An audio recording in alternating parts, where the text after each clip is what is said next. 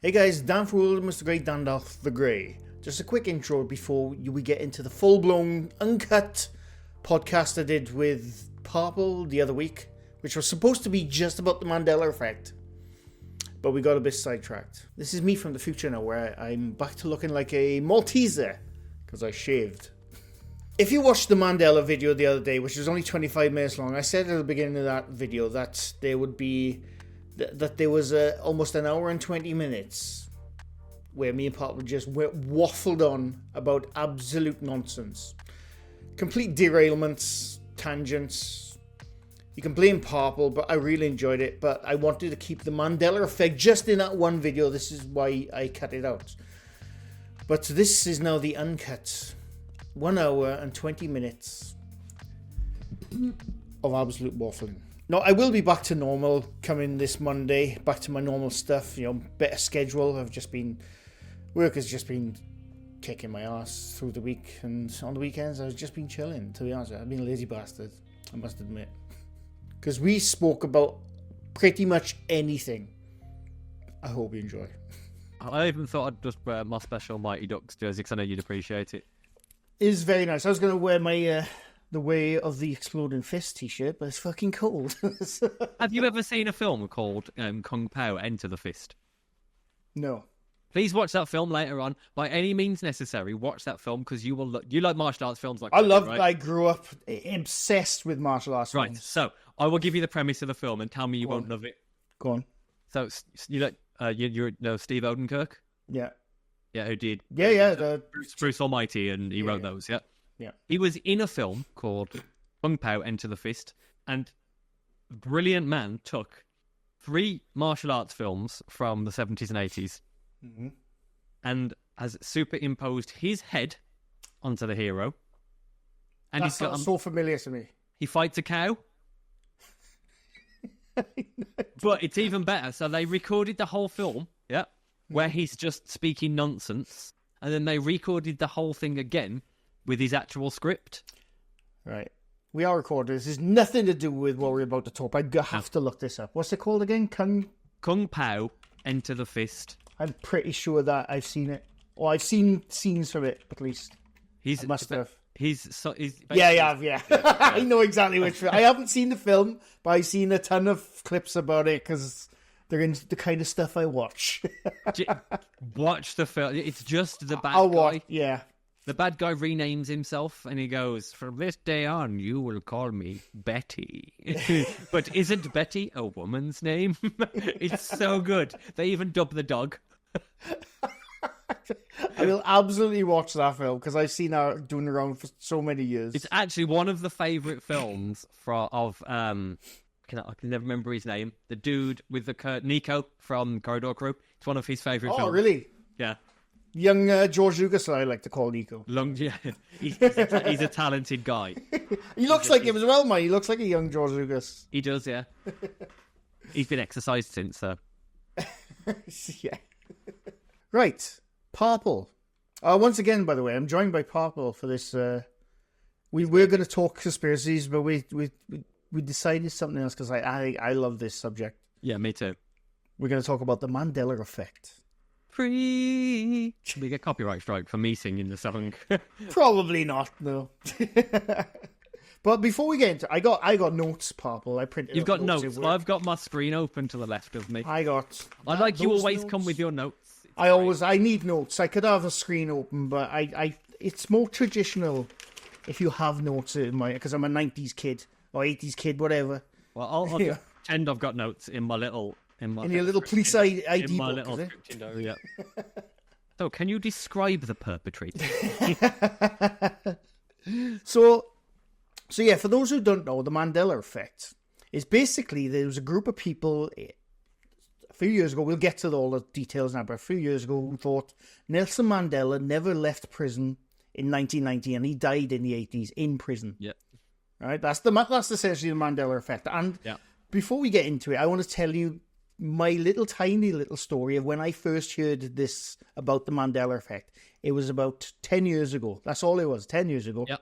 I was in work, and my mate, his name's Russ, he loves like conspiracy stuff. He's a big believer in the paranormal. I've always wanted to take him out somewhere because I think he'd shit his pants.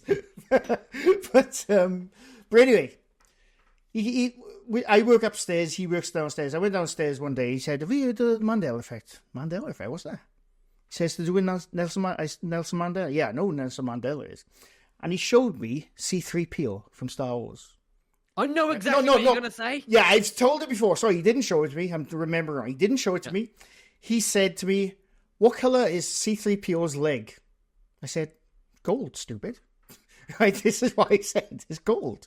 He said, "No, it's silver." I was like, "It's bloody gold." I am a bigger Star Wars fan Hold than he fire. ever was. Right? Hold fire, because people don't realise, right, that me and you do this all the time. Like, you'll be talking about something, so I'm just to prove a point, I'm going to stand back, I'm going to take my phone, right? I'm going to take a photograph and then press on the photo and zoom. And what can you see on that phone there? A silver leg. You can see C-3PO. That is what is open on my left-hand screen. Well, this is when I first found out about Mandela effect, because he was like, "No, it's silver." I said, "You're full of shit." I'm like, I've been watching Star Wars since I was a bloody kid. I read all about it. I watched every single film. I'm like, you're full of shit. I know it's gold. And then he showed me that photo. I was like, oh my God. My mind was literally blown. And I thought, hang on. Am I going insane right now? I've never noticed that he had a silver leg. So I went, I'll finish the story now. It's only a short one. So I went back upstairs. And about 30 minutes later, I was just thinking, how could I be so wrong all this time, all these years? How could I be so wrong? And I thought there's something weird going on here. And for like a brief moment, I thought something like there was a conspiracy or something, you know, and maybe Nelson Mandela did die in prison, and I just didn't realize. Is it an alternate dimension? Anyway, I went back downstairs and I pulled out my phone. I said, "I'm going to show you now. He's got a gold leg," and because I thought he had like a fake photo, so I pulled it up. I was like, "Shit, this is a silver leg." And then I realized. Then I thought about it logically, and I thought, right, the only way I can explain this is the very first scene you see C-3PO in Star Wars. He's walking across the dunes. Yep. Well, it's not the very first one. He's on the ship first, and then they go down to Tatooine. You know, they get the escape pods. His most prominent scene is, you know, he's walking across the dunes. Because I first saw Star Wars when I was probably like six, maybe 7 years old on TV. I was too young to go to the pictures. But anyway, the first scene you see him is going across the dunes, the sandy dunes, from a distance, and he zooms in, and obviously his silver leg is reflecting the yellow sand. And I think that's why the majority of people, and this was misremembering thing. Yeah, and that was my logical thinking of like, oh, maybe that's why then, you know, and after that you don't notice it. You never notice it, you know, or if you haven't seen the films for so many years, you just remember he's fully gold. Of course he's got a gold leg.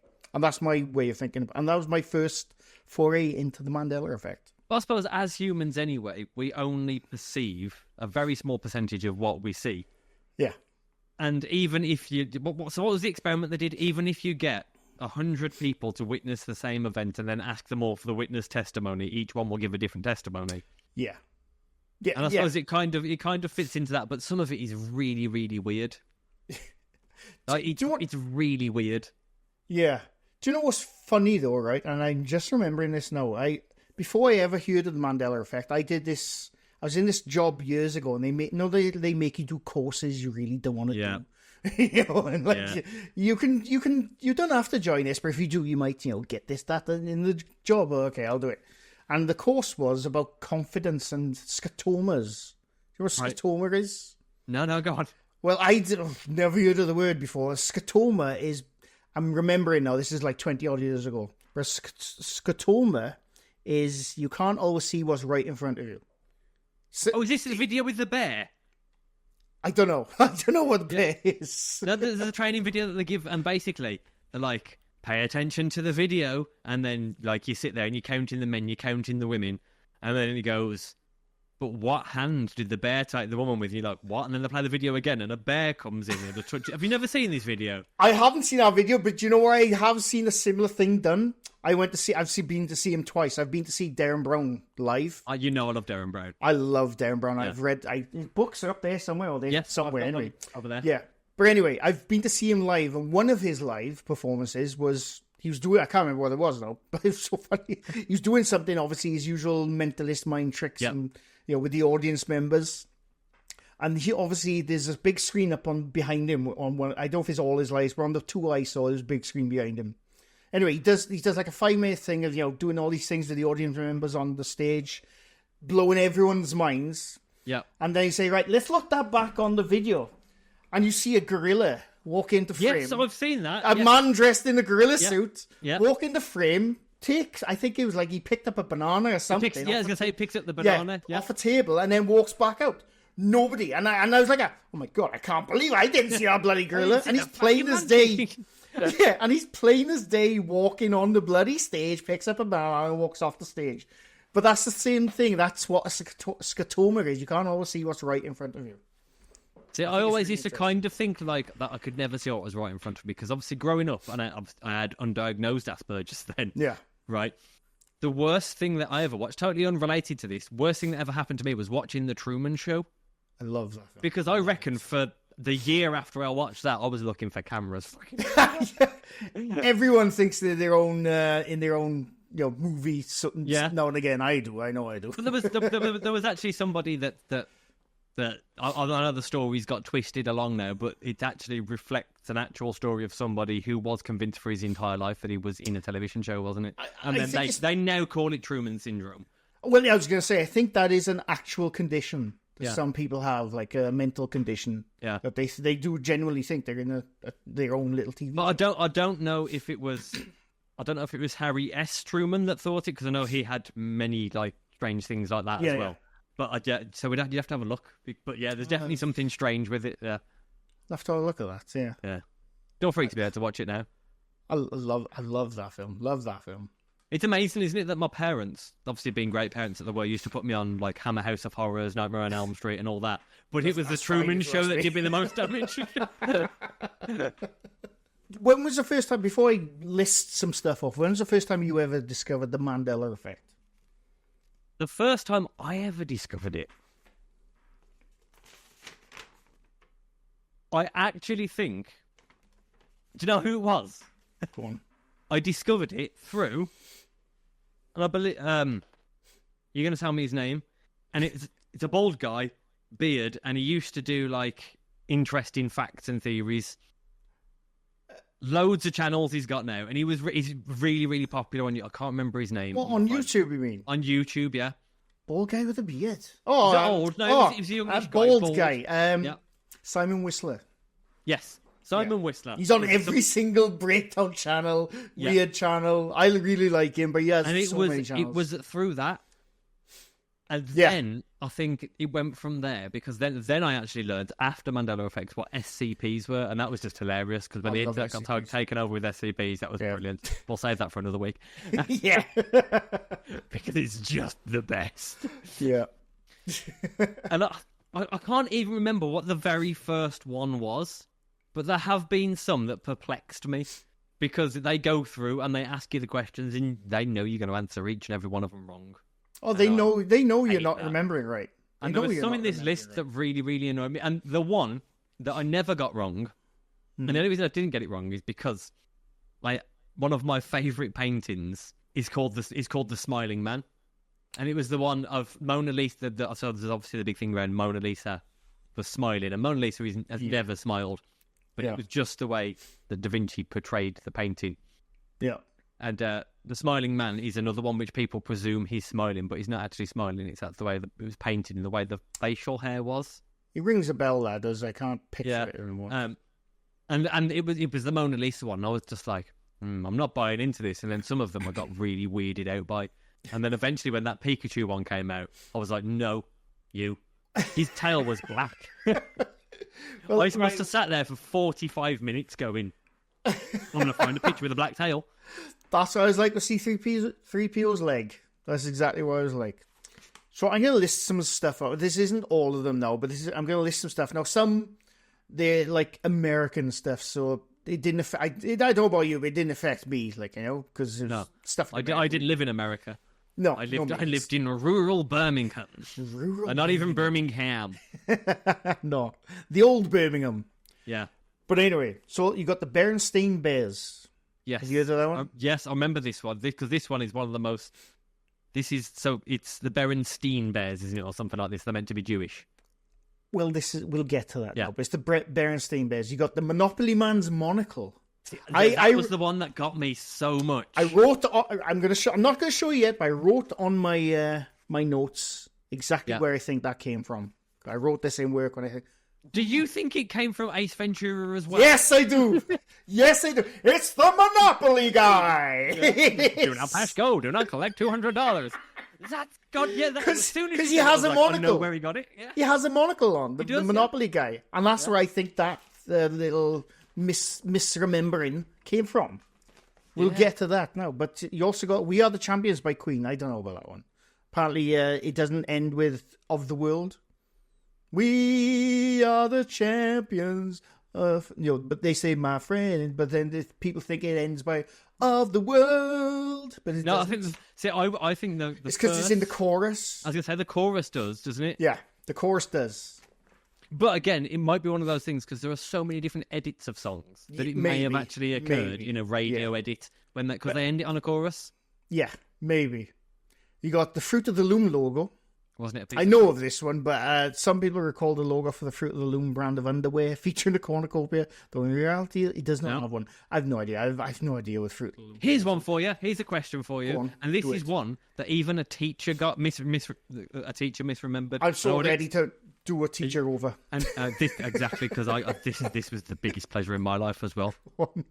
Right, Apple's logo. Right. So many people. Which one? The original.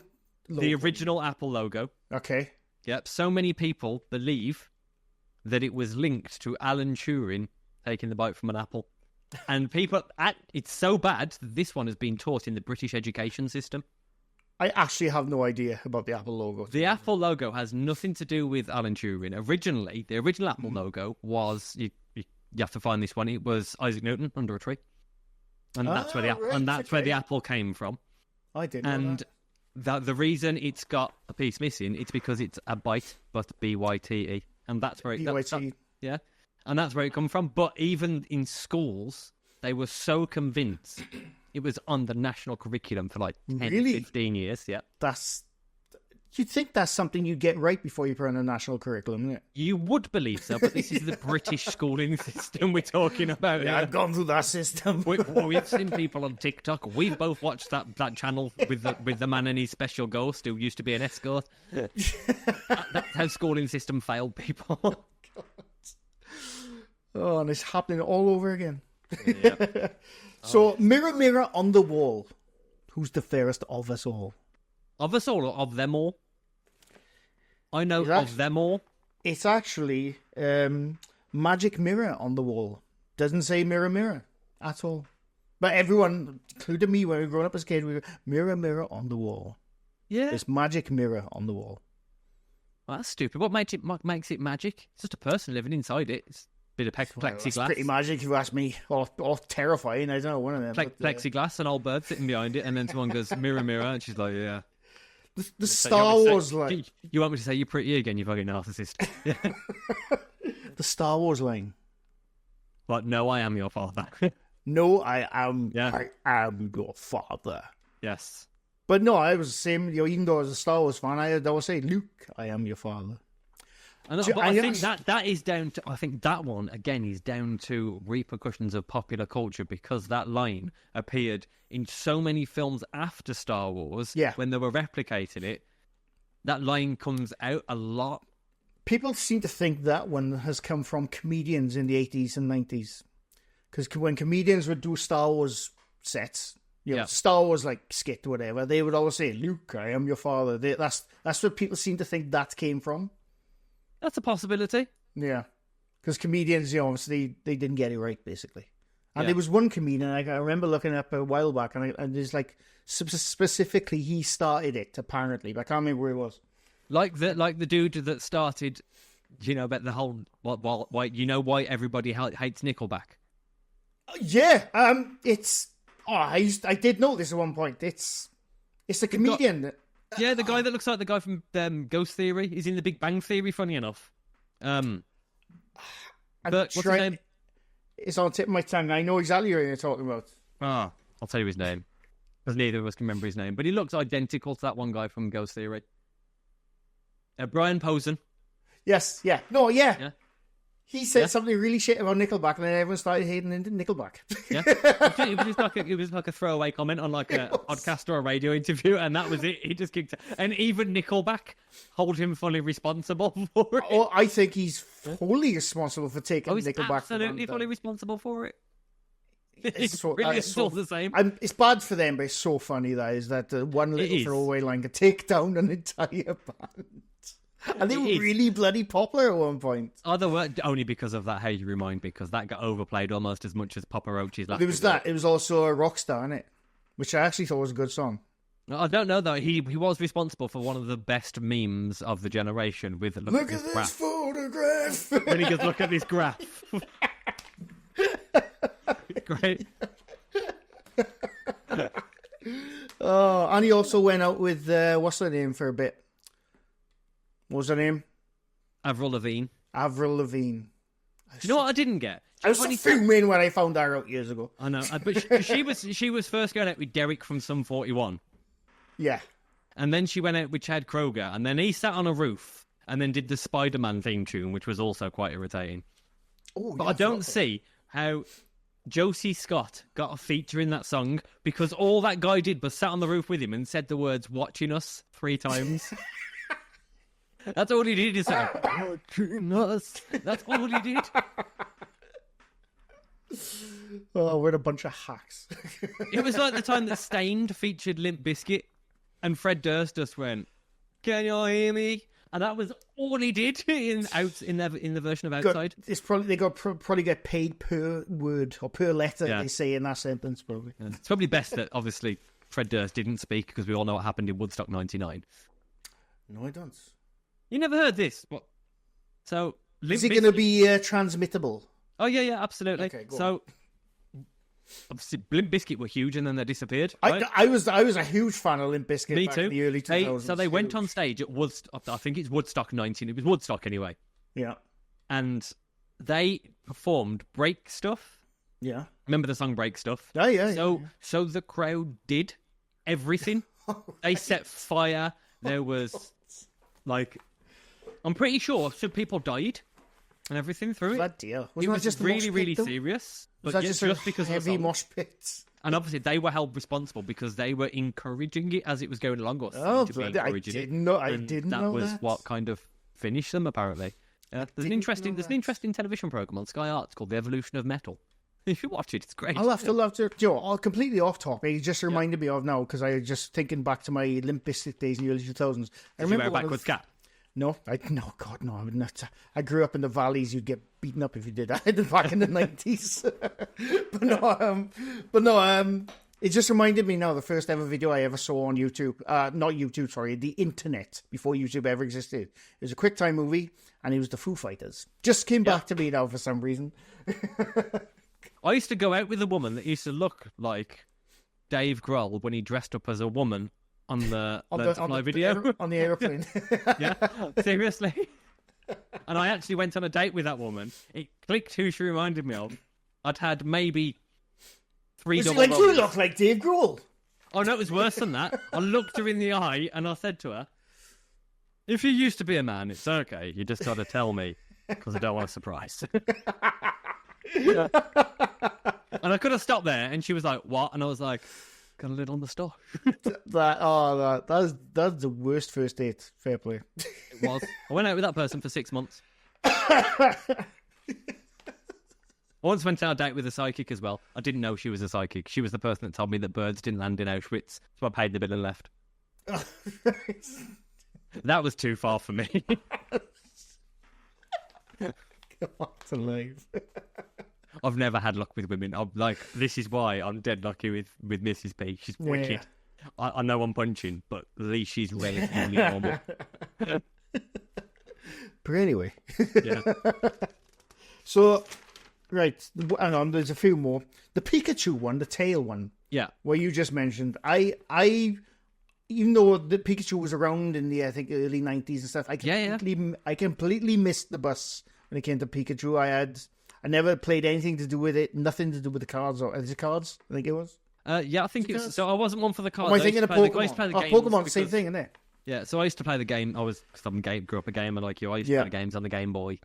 Right. Yeah, no, I missed everything to do with Pikachu and Pokemon. Which made it even stranger that I completely misremembered because the Game Boy was black and white.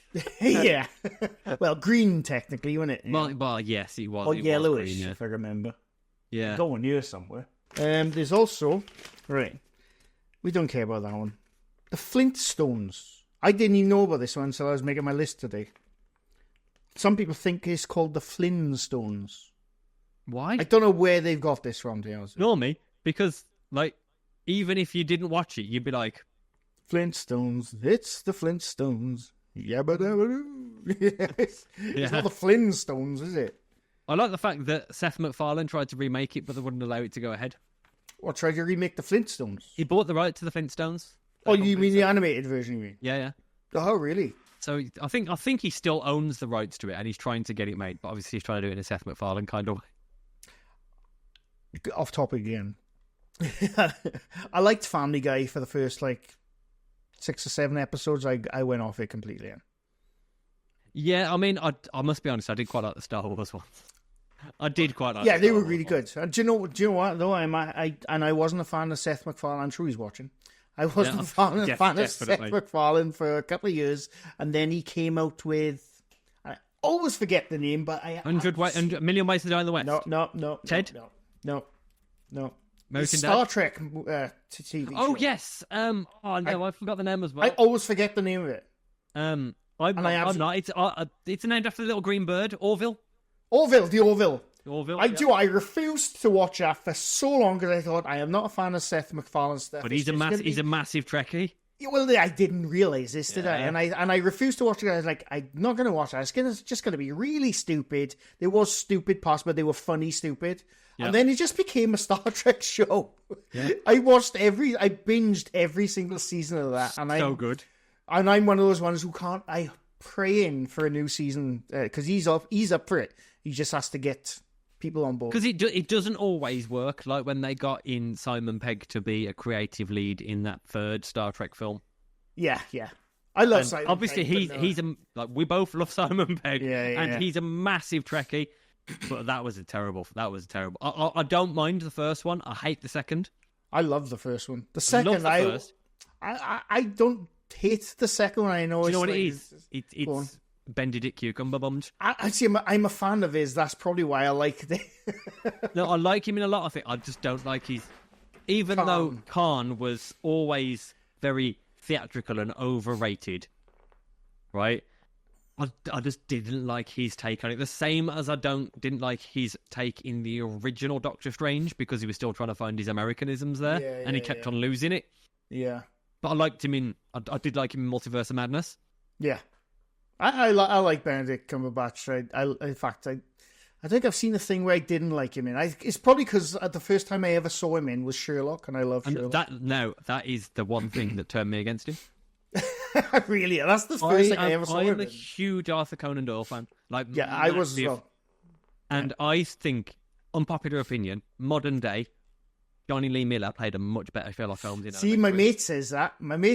Johnny Lee Miller was the better Sherlock. But to be honest with you, I've never seen his version. I think it was, because it was BBC-ized with that, and Stephen Moffat liked to overcomplicate things, and he went with, so the addiction problem was cigarettes. Nicotine patches. With nicotine patches. Although further in the seasons, there actually was heroin. Yeah, but they kind of had to because he'd remade the Reichenbach Fall. Yeah. But then Stephen Moffat was just like, I'm just not going to explain it because I can't actually think how he survived. That last series was atrocious. It was. I still enjoy. The only reason I enjoy it because when at the time I watched it, I was just in a really weird, good place. So it's like my comfort. But I love Andrew Scott as the Moriarty character. He's really bloody good. He plays it well, but he doesn't play a Moriarty. No. Well, this is the thing, right? The whole show goes so off topic, honestly. Maybe this will just be a weird podcast. Who knows? Yeah. But right. But anyway, Sherlock. When I first heard of Sherlock, right. Again, the same with the bloody Orville. I'm such a stubborn shit sometimes. I was like, I'm not going to watch it. I don't want to see a modern Sherlock because I was a big fan of Arthur Conan Doyle stuff. I had the exactly what I did. Yep. I was like, I don't want to watch a modern Sherlock. And then I think he went up on Netflix or something. I thought, I'm bored. I'll give it a go one day.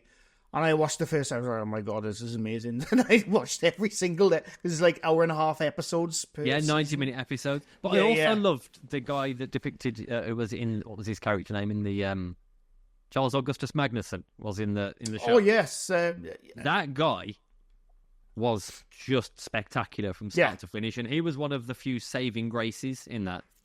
Well, the same thing with Andrew Scott, right? When they announced him as Moriarty, I thought, really? I was like, really? I can't see that at all. And then he played. Although he's actually really good. Like you say, he's not Moriarty, but he's really bloody good.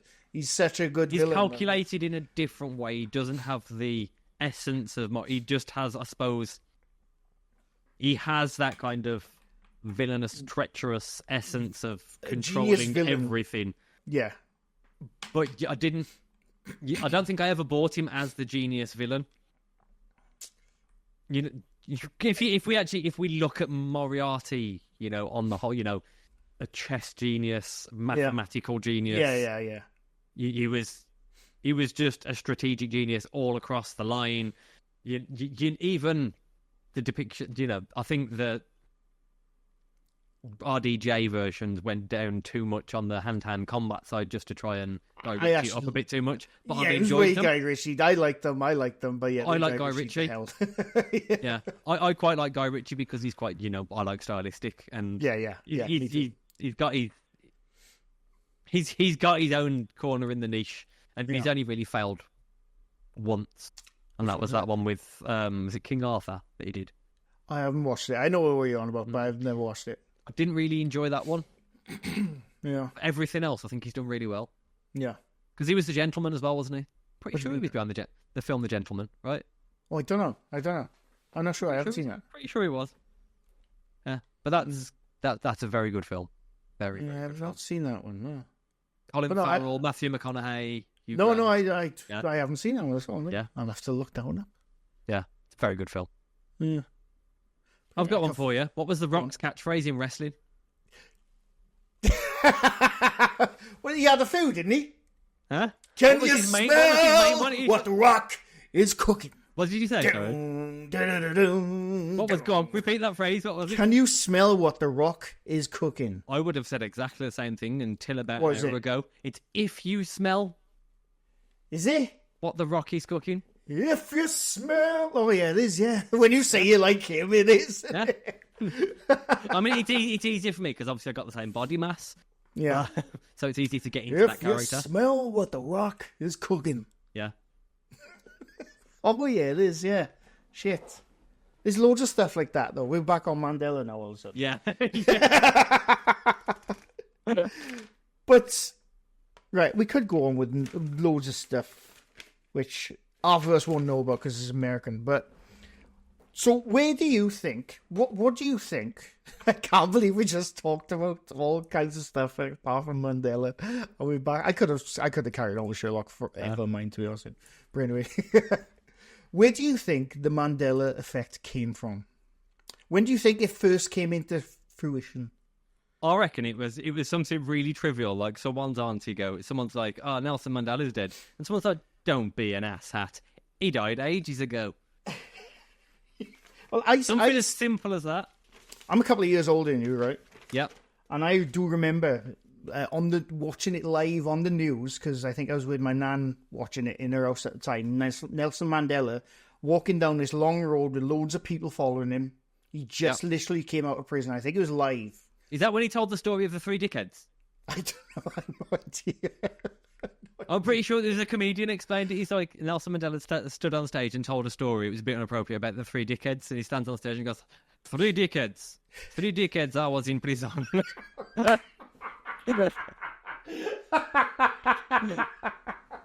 thought you were going to tell an actual story. It still gets me to this day. I can't remember who the comedian was. Did you? I have not heard that one. I thought 3 dickheads. I can't remember talking about 3 dickheads. Yeah. I want to say that it may have been because the comedians I watched were growing up were like Billy Connolly, Robin Williams, and that was, it was around those. It would have been one of those. Never heard that one. It's really good. But yes, anyway.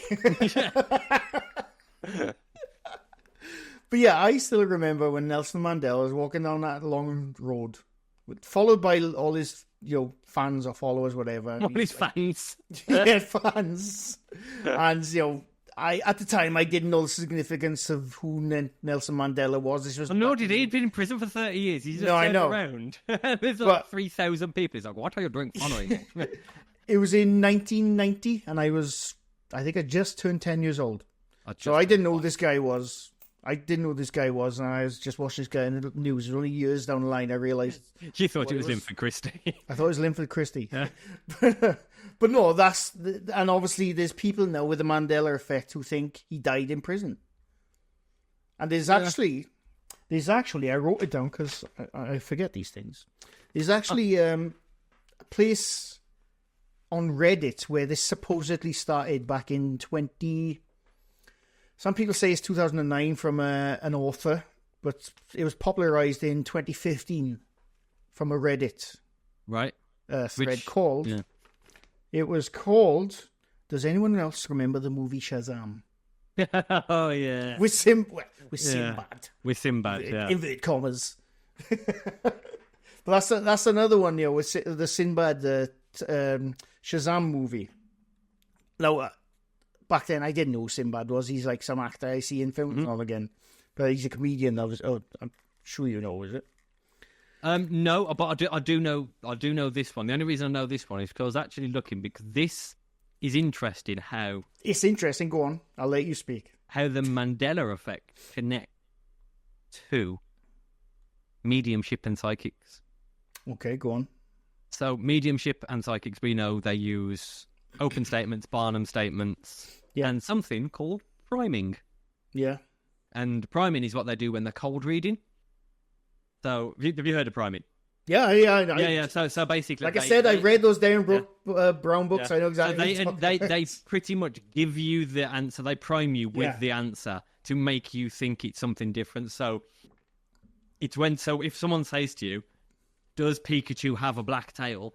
When you think about it logically, you would think, well, yes, Pikachu has a black tail because there are parts of black on it. So you've already been given that. And it's exactly the same as like a psychic does when they do establishments such as, I can see you have an important job, you work with your hands. Well, even footballers work with their hands at most times. It's open. It's very, very open. Yeah. Barnum statements, which can apply to everybody. Even horoscopes were very good at initiating a priming, really. They were brilliant at what they did. Horoscopes would always tell you exactly what you think is, that's me. Because it can apply to absolutely... Yeah, it applies to everyone. Yeah. Just be wording it differently all the time. Because I used to read them as a kid because my mother liked them. She'd always read them to me in the newspaper, and sometimes I'd have a look at it. Sagittarius, by the way, that's where I am. Me too. Nice. Welcome to the Sagittarius podcast. Yeah. I didn't actually know what I was until about 4 years ago. Really? Because I've always been... Because I was shunned by my dad's side of the family because I was very religious. And obviously I was the... Did you grow up on a commune? No. So, on my dad's side, on the grandparents, so my great-granddad, so you've heard of the Bull Ring in Birmingham? Oh, yeah. Yeah, he was a bull ring preacher. Right. And my granddad was a bull ring preacher. My dad was raised Christian, and obviously he married a Jewish woman. Right. So I was the mongrel child. But the problem was because again, undiagnosed Asperger's, I kind of looked at things differently. And my uncle used to buy me a Bible every year for Christmas. Nice. So, what, the same Bible? Does it say the same stuff? Probably. Wouldn't it? Probably. And then I started to like question everybody about this kind of stuff and be like, because, well, you know, I embraced what everybody believes, and everyone's entitled to believe something for their own comfort and whatnot. And I'll never disrespect it. My questions were always, but I don't understand why it says this. And then later it says this. You know, part of the fact why we don't get the Old Testament taught in British schools anymore is because the Old Testament depicts Deus God as all really in modern day terms. Yeah. And then the New Testament doesn't as such. And I kind of got shunned from that. All right. Yeah. I got bought a Bible when I was a kid by a family member, but it was full of pictures. And the pictures always used to really scare me because it was like people. I can't remember much about it, but it was one of when the you got scenes... to the pages on the sodomites, that must have been some scary pictures. It was obviously a kid's. You know, I don't think. Well, it was you been bummed, Ma? No, but the thing is, though, right? It was obviously for kids. Yeah. But I remember that the one of the scenes, I can't remember. I'm sure any religious person will know exactly what I'm talking about. It's when there's people walking away from a city and it's getting bombarded by asteroids or something, or fire and brimstone. Yeah, either fire and brimstone, yeah. Just that. And I always remember that they depicted that in an illustration in this Bible I had that used to scare the crap out of me. I always thought it was going to happen to me one day. But my dad's like, while he would now say he's definitely still a religious guy, but he doesn't like, you know, outwardly project it or anything like that. But he's a massive... I'm sorry, when my dad watches his channels, he's going to go nuts. So, right, as I got older, and obviously, I'm very atheistic when it comes to religion. Yeah. Very atheistic. But my dad believes in he believes in possession, he believes in demons, he believes in ghosts, good ghosts, bad ghosts, and almighty punishment and whatnot. At one stage, he was going through a bit of a stage when he was getting into his 50s, and he wasn't in a good place. And he thought that there were demons in the house. Right. Now, I've always been a bit of a pain in the ass. I like to have a laugh. So, I managed to convince my dad that the one way to get rid of them was a Native American cleansing. So I managed to get hold of just like a replica YMCA Native American headdress on eBay and a Kaniki hick pipe, which I just put some drum tobacco in. I was a smoker back then. And my dad kind of looks like a cross between Leo Sayer and Sylvester Stallone in Cobra at this time. Yeah. He's got his afro, and I got him in his headdress. And I'm pretending that I'm teaching him what to do. And I've got him to dance around and perform this exorcism around the house, just going... Bad man. I got him. Did it work though? Well, he seems to think it did. And I got him to. It must have been going on for 45 minutes. Every room of the house. Couldn't quite get him to do it in the garden because that would have been brilliant to see what the neighbours thought. Because we lived on a very cultural estate. Yeah. Which would have been just amazing to see them out the window and him with his like big heavy cardigan, his ripped jeans, his Native American headdress, and his pipe. I'm not even sorry. You tried to raise me a religious child. Here's a question I have, and I see this all the time. Because I genuinely don't know, but I think it's like a contradiction. Go on.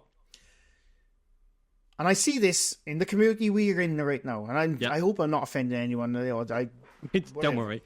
I'm here. If you do, I'll throw in a curveball. Yeah. But what is it about people who say, I'm not religious, but I believe in the paranormal? I thought you had to go hand in hand with that stuff. No. So I genuinely don't know. So here, I believe in the paranormal from... And you're going to look at me like I'm crazy, but do go with me. Before you explain rationally, right? Because this is my logical thinking of the way it is, right? I thought you had to be religious because obviously spirits and ghosts in an afterlife. I thought that was all part of religion. maybe for some people, but that's not how I see it. Right. Okay. Go on. I see it from a Newtonian perspective, right? Right. It at its core. So every person we meet throughout our lives leaves some kind of impression on us. Yeah. Yeah. Every action has an equal and opposing reaction is at its core. So what I don't believe in, so like for Bida, for example, he would believe in like intelligent hauntings and like ghosts on that side of things that whether a tormented spirit or something like that. I believe it's more of a recording on the earth, basically. Isn't that the stone tape theory? It's very, very similar, but obviously that kind of went off into the Egyptians with the Egyptian recording in the stone. Yeah, but that got completely and utterly just annihilated by our friends, the Mythbusters, because they did a whole special on it, didn't they? Yeah, and I think it could be, but when you look at even physics at its basic core, its very, very simplest of form, that every single movement one person makes affects the entire universe in its entire existence. Every move we make must make room for every proton. So every proton that exists everywhere level, moves. And it's a crazy notion. But when we look at something that simplistic, why can't something, whether it doesn't necessarily, whether it's tragedy or not, why can't it be a remnants of something? It's like, have you ever had the feeling someone's watching you? Yes. But how do you explain that feeling if you don't know? One of the theories I never know what to bloody say anymore. Hypothesis or theory, I don't care. I'm saying the theory. Yeah. One of the theories is that is your senses you used to have from your caveman days. Not a sixth sense, not a psychic sense. But we're not cavemen. We didn't come from cavemen. No, I know, but it's like just generation after generation of evolution. And it's one of the theories is that it's come from the days when we did live in caves and we had to be wary of what's going to eat us in the dark. Yeah, and basically, it's your body on a very small level can detect like temperature changes and like air pressure changes at the smallest amount, enough for you to think, I'm being washed by, and you turn around and look, there's someone watching. But again, if you can do that, just to play devil's advocate, if you are still capable of doing that then, by modern standards, then falls into a supernatural ability, right? Because it is technically beyond natural. It is technically, it's a supernatural. Like, I don't think this has ever been proved. It's just one of the theories I've read about, but it's absolutely is supernatural. But again, it's something we can feel, can't explain. But so I'm a massive advocate for the science behind things, but I'm also so me and you have very, very matching opinions on UFOs. Yeah. For example, we both believe there is no way that, given the size of the universe, there's no way. I know what you're gonna say already. There's no way. But is there little green men that live among us, and that's a completely different thing. But alien life is alien life. Yeah, it has to exist somewhere. It has to. It's impossible for it not to. And if we look at the same kind of, if we look at just our enclosed, if we just look at the Milky Way, for example, and what we have known to us, I don't think that we could get. I'm always open-minded enough to believe that maybe because I would love to be wrong, right? I would absolutely love to be wrong and be able to call out to a ghost or a spirit and have it interact with me. Oh, I'm me. I say that all the time. I've not seen, as to yet, any evidence of that while I've been out on these investigations. Like, I find them quite chilled, quite relaxing, quite nice, quite mellow. I'm exactly the same. Do you know what my hope is, and my my brain sorting stuff out? Is whenever I go to like a haunted place or whatever, and like someone tells me, "Oh, this is the most haunted place ever," and I go there, it's like, I'm gonna make a cup of tea. It's like it's nothing happening. I'd never had anything like weird like that. But my little thinking of it, that maybe the paranormal isn't what we think it is. Oh, go on. And I'm a skeptic. For those watching, I'm a skeptic, as everyone knows. But you are an open skeptic. I'm a very people open always skeptic. say you're not, but you are a very open skeptic. I'm very open. Yeah, I'm very open. I'm open to possibilities. I say that all the time. I'm always like open the most open person since Oscar Wilde. Yeah. But anyway, but yeah, my thinking is the possibility that paranormal as we know it doesn't exist, right? Right. But our body gives off an energy. If you say aura, you've lost me. No, I'm not talking about auras. No, I'm talking about natural electrical energy. We do have in our body. Yeah, that's what I'm talking about. And then when you pass on, or when you die, that energy dissipates. Yep. Right? Obviously dissipates. What we can detect. Right? Yep. What if? And this is, like I said, this is the openness part of my skepticism, just branching out a bit. What if that energy does dissipate on a level we can't detect, but carries on, and so does your loved ones. That kind of thinking. Is that what you were saying, where you're not religious but you believe in the paranormal? Sort of, but it's a bit more. I think it's a bit more further on than that. It's a bit more cuckoo than that for me. I think it's because I watched too much Star Trek growing up, and like when people die, their essence always lives on. And to be honest, Ron, I thought you were I really thought you were pretty much Mufasa-ing me. When we die, our body becomes the ground, and the deer eats the ground. It all begins the circle of life. Although exactly who I thought you were going. Although our bodies do go back to the earth, and the earth will eventually go back to the stars where they came from. So that's just the way life works. There's just so much about our existence, just like the how we come from primordial soup. But where did that soup come from? Huh? Where did that soup come from? It's always fucking Heinz. But there's so much about the existence that I just have to question that even why we can't. I don't believe in jinns, I don't believe in demons, I don't believe in possessions. Yeah. I do absolutely believe there is something supernatural / paranormal. I don't believe that. I don't. I've gone to the. I don't believe that ghosts can knock. I don't believe they can throw things. I don't believe they can attach themselves to a rock that's been made from a castle that can follow you home. I don't believe they can use magical portals or pull your wife out of bed. I don't believe they're obsessed with kitchen cupboards. No. Well, I can say so much on that, honestly. There is just so much that I would. I think, so some weird things happened to me when I was a kid, which I can apply both a rational and illogical explanation to. And as a kid, obviously you're a bit weird anyway, and I'm weird as a fucking adult. So imagine me as a kid. So I kind of have to leave that behind, but I will always say that yes, I do believe there has to be something, but I can't explain to you what it is. No, yeah, it's a perfectly good thinking to have, good thought process to have, so to speak. But I'm dying to find out, and I'll never. I'm dying to find out. Not yet, though. Yeah, not yet. It's like like all that, like when my brother passed away, and like he was just about, like I said to you before, like he was just about to die, and I spoke to him, and the last words that I said to him were, because I'd said to him, make sure you fucking you haunt me, just so we could, and then my last words that I says to him, but by the way, if you insist on opening my kitchen cupboards, I'm gonna have you fucking exercised. And he died. He giggled and died, which I think is really quite funny. And he never has.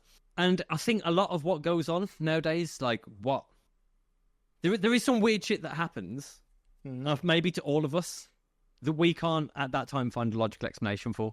Yeah. Because weird stuff might happen to me, and I just either don't notice it, or I think, because I hear knocks all the bloody time in this house. Yeah. I hear all the time. I hear they're in my old house. It's Carol. She followed you home. 100%. But no, I always put it on, right, I knocked the eating off an hour ago, so the house relaxing. Always. Because one thing I always try and do when I go on a paranormal investigation is I'll try not to know anything about the place. Oh, I don't look nothing up either. because that can add to it. Yeah. So we're going to 30 East Drive in July. I think even when you went, because we both know the history of that place, impossible not to. Be honest, even when you went, was there still a small part of you that was just like on edge a little bit? Always. No, I'm fully open. I'm fully open about this. When I used to do my abandoned exploring stuff, when I go to a haunted place, if a paranormal team invites me along somewhere, trust me, there's always that little tiny thing in my brain thinking, what if I see something and I'm going to shit myself? The thing is, at the same time, it'll be the most life-changing, exciting thing ever in my. It would be the most life-changing, exciting thing. But let's play a game of devil's advocate again, because this is going to be great. So, put yourself in this position, right? So, think of yourself as a person now, and your beliefs, your standpoint. I'm definitely and you witness firsthand, whether it's a full-bodied apparition or you witness something that you cannot explain. The very next day, that has fundamentally got to change your entire outlook on life, right? Next day, it would change my life the very instant it happens. But it wouldn't just change your life, it would change. The moment it ever gets proven or proved, then we know that the world completely changes. Yeah. And this is obviously, so the British broadcast, so, I've sort of spoken to you about this before, so British broadcast and Ofcom, there are some things in place since Ghostwatch that came in that said that if on the off chance any television show ever caught anything that was absolute proof of the paranormal, British broadcast television are not allowed to show it. Why? You laugh. Because I have a theory why, to be honest. Well, because what happened with Ghostwatch Can I give you... was... Go on. Or basically all that happened... Go on. Yeah, go on. No, my theory of why they would never admit it to people or to the population is because some people think, oh, awesome, I may as well go now. That's exactly what happened after Ghostwatch.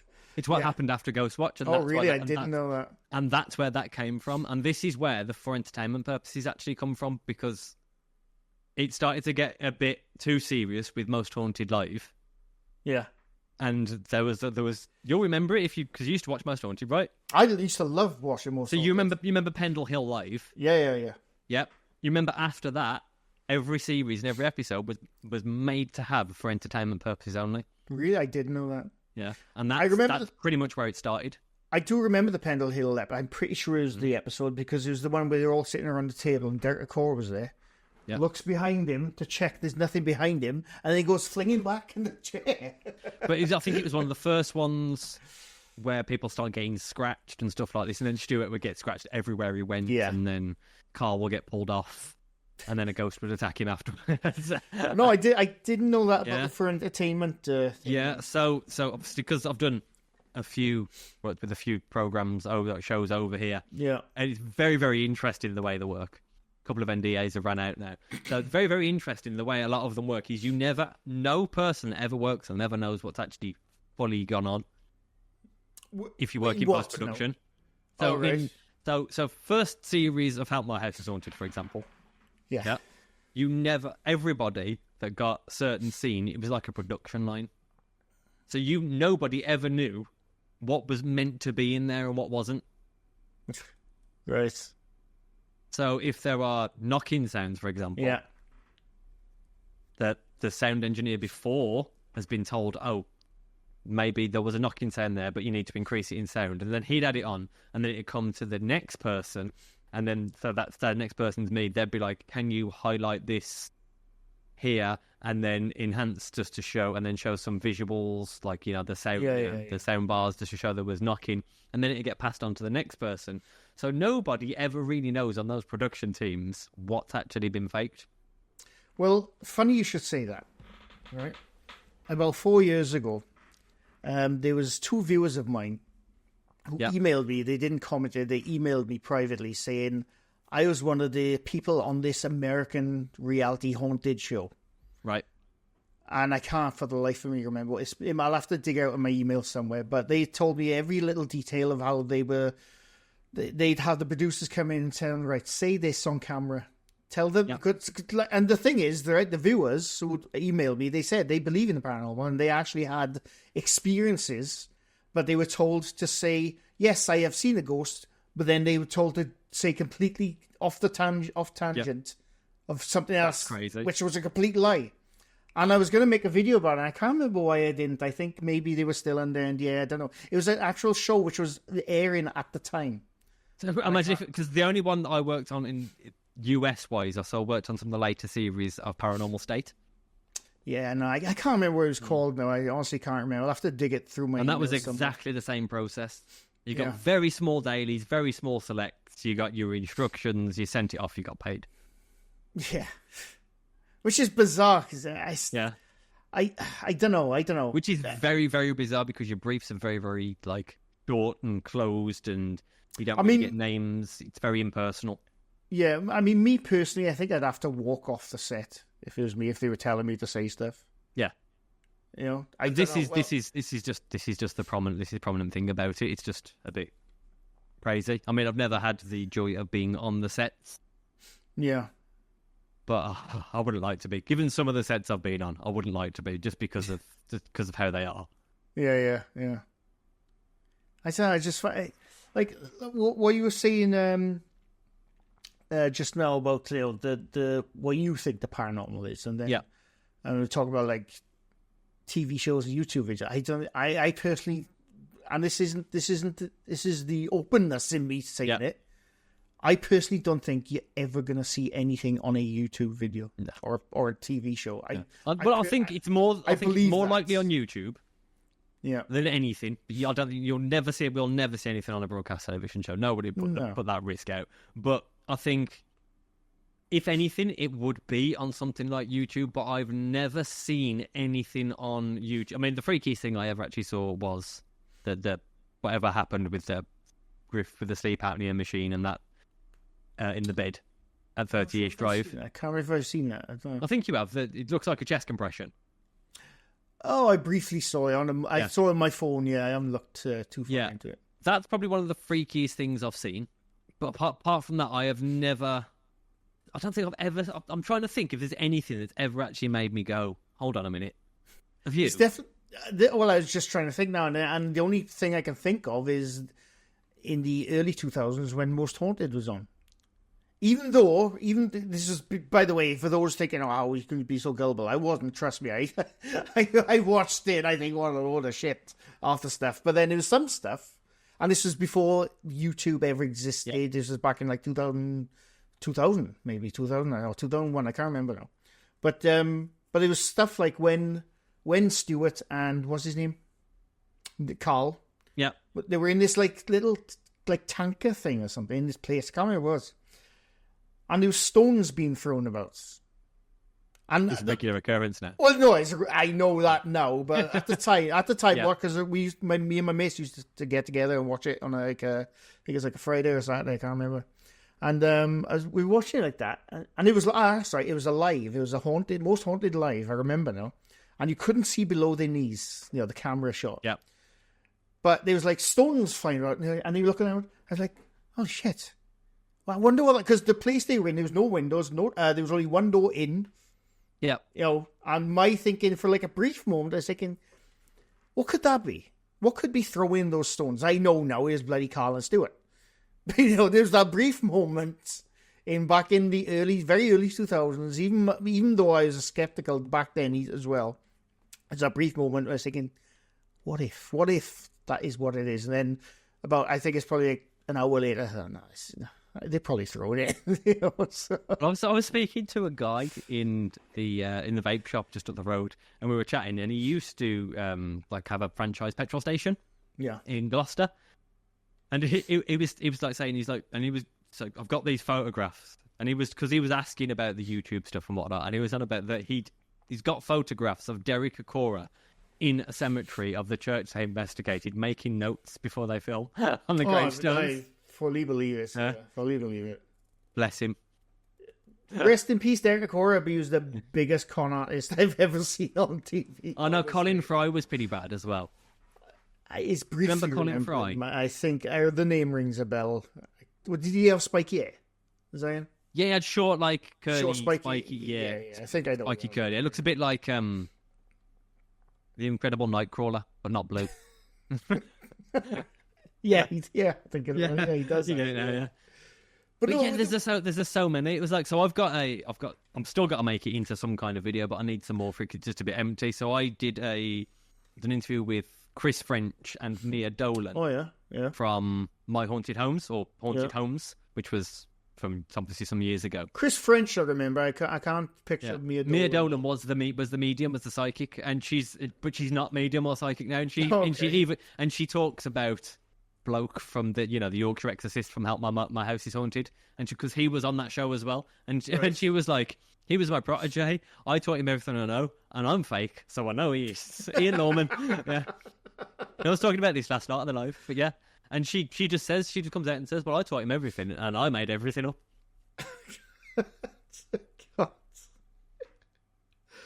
I don't know. I genuinely don't know how people could sleep at night by doing that stuff. Even if you're getting paid for it on the TV show. I couldn't do it. I could not do that, honestly. No, I don't even like to make videos that I consider dishonest on YouTube.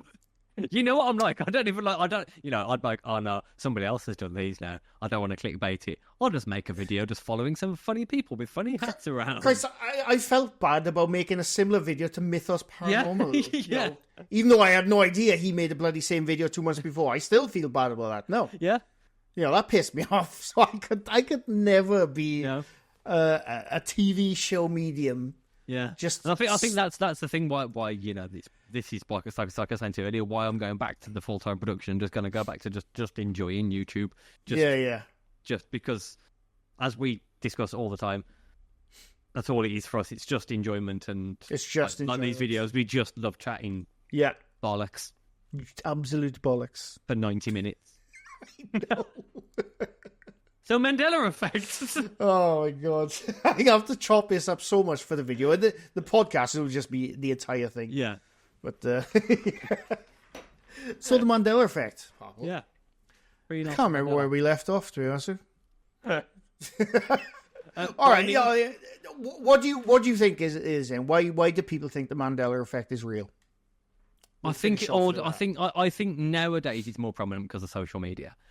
Media, YouTube, and because things get twisted up so much now, it just becomes so much more prominent, and we live in the age of the influencer, and I literally think that's where it's got to right now. And I don't think it'll ever change. No, it'll only get worse, Pop. Oh yeah, it'll only bloody get worse. But they'll change the name. Do you know what they'll change it to? I know what they'll change it to. Get ready for this. Go on. Tell me I'm not woke when I say this. The Mandela effect. I am so woke, and I don't even know what that means. So woke. I don't even know what that means. The quartering's going to go mental about that. One second. Go ahead. Parcel. Special there he is. There he is. And he's returned. There he is. He's returned. Sorry, it was meant to come like 4 hours ago. It was Amazon. I was just monologuing, don't I?